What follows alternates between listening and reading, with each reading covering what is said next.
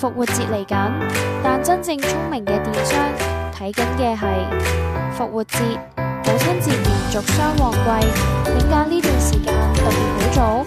復活節係氣氛型消費，大家想有儀式感，想影相，想佈置屋企，適合賣兔仔元素、家居品、專屬設計款、開年周邊。而母親節係情感型消費，唔係買產品，係買心意，適合賣美容儀、保養品、質感服飾。節日有一個特性，唔可以空手送禮，等於衝動決定，加客單價自然升。特別母親節中高價產品反而好賣。如果你做直運，可以選輕巧易包裝，適合做禮盒感嘅產品。